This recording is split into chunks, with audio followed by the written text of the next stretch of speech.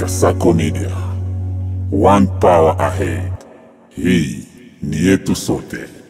Mwanafamilia wa Kasako Media, Chazi Msambele Ngalela na kusogezea mwimbaji wa gospel Jean Le Bon Berger ya. Sakata nzima bwana lilila ambalo limetuweka hapa hususan kifo cha mwana gospel Arasango Sango Rashidi. Ya, wana gospel watamkumbuka kwa yapi, wamemlia vipi mwenzao, taarifa kwanza walizipokeaje. Kwa hiyo na kusogezea hapa atueleze walikuwaje na Arasango. Karibu, usiwahi kuondoka mbele ya channel yako kuipendwa Kasako Media. Karibu kiongozi, habari saizi? Salama. Tungetaka kujua vipi taarifa za Arasango ulizipokeaje mara ya kwanza wewe kuzisikia, ilikuwaje kwako? Ilikuwa ni usiku wa kuamkia leo, nikapata message kutoka kwa ndugu ambaye anaitwa Edimo Baombwa, ndo aliyeniandikia message na kutuma picha za ndugu yetu huyo Arasango ambazo zilikuwa zimebeba ujumbe wa RIP, kwa maana ya pumzika pema.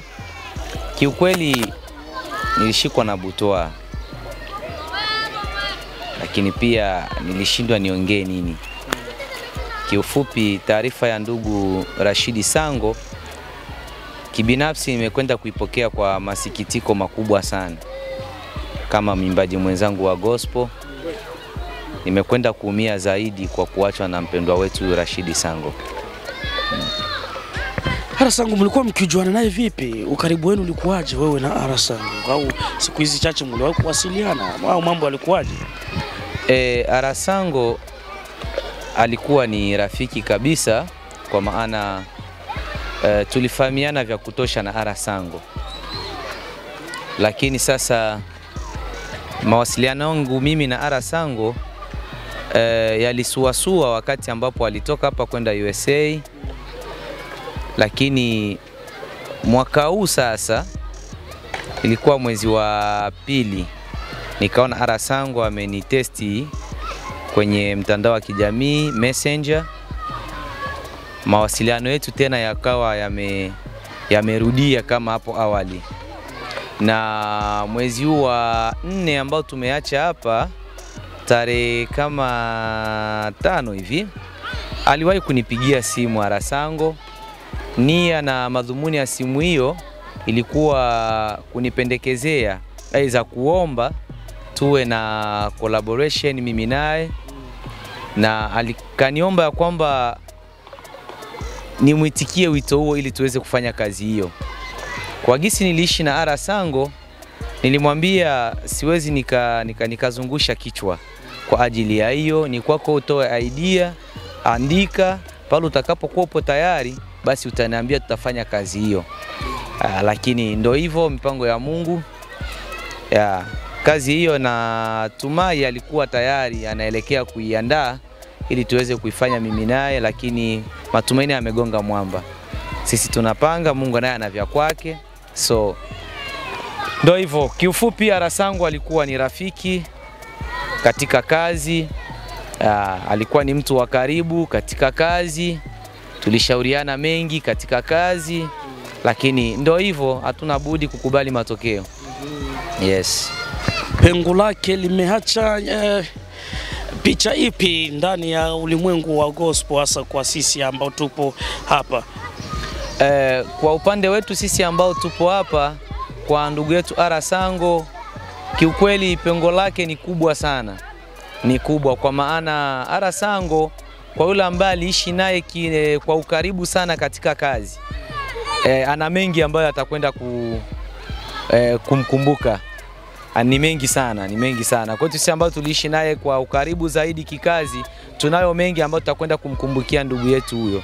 Kwa maana katika kazi Arasango alikuwa ni mshauri. Arasango hawezi akakubali aone mwimbaji wa gospel anaingia kwenye matofauti, aidha anafanya makosa kama ndugu, kama rafiki, alafu akose kumsogelea na kumpatia ushauri. Lakini pia Arasango hakuwa binafsi katika kazi. Akiandaa kazi yake na mkikutana kwenye mazingira ya kazi, lazima akuombe ushauri. ndugu, nimeandaa hichi hapa, unasemaje? Naweza nikaondokaje nacho? Mambo kama hayo. Kwa hiyo Arasango atakumbukwa kwa mengi katika utendaji kazi wake. Yes.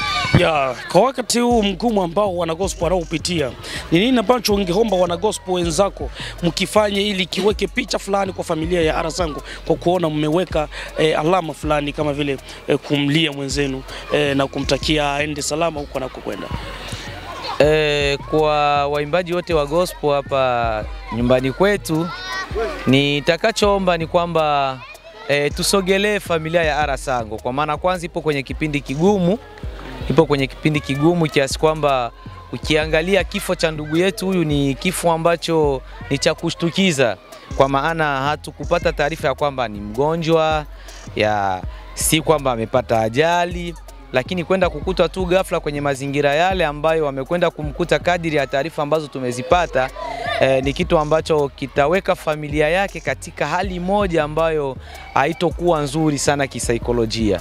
Kwa hiyo kwanza nitaomba watu wa gospel tuisogelee familia ya Arasango, lakini pia uwezekano wa kutoa michango za rambirambi kwa ajili ya kwenda kuungana na familia kwa kuendelea kuomboleza kwa siku ambazo watakwenda kukaa chini kwa msiba huu wa Arasango, itakuwa ni jambo jema zaidi.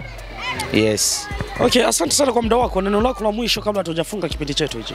Neno langu la mwisho ni kwamba niombe wana gospel wenzangu tupate funzo kupitia tukio hizi ambazo zinakwenda kutufikia, kwa maana nafikiri mwaka jana hapa tena tulimpoteza mwenzetu wa gospel hapo USA, ndugu Stefano, alikwenda kupotea naye pia kwenye mazingira ambayo yako tatanishi kivile, na tukio hili la pili la ndugu yetu Arasango liweze kutupatia fundisho fulani ndani yetu,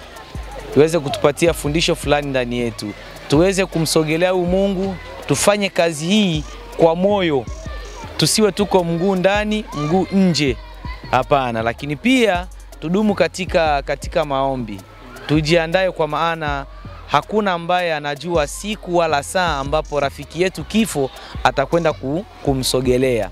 Na mwisho kabisa nitoe tu mkono wa pole kwa ndugu, jamaa na marafiki wote ambao wamekwenda kuguswa na msiba huu, lakini pia roho ya marehemu ipumzike kwa amani. Asante. Asante sana. Naam, hayo maneno yake mwimbaji wa gospel Jean Lebon Berger, ambaye amekwenda kufunga kipindi chetu. Muda wote nilikuwa mimi Charles Msambi Alengelela nikiwa na Selim Mwamba nyumba kamera. Niseme bye bye, alamsiki, chao. Kasako Media, one power ahead. Hii ni yetu sote.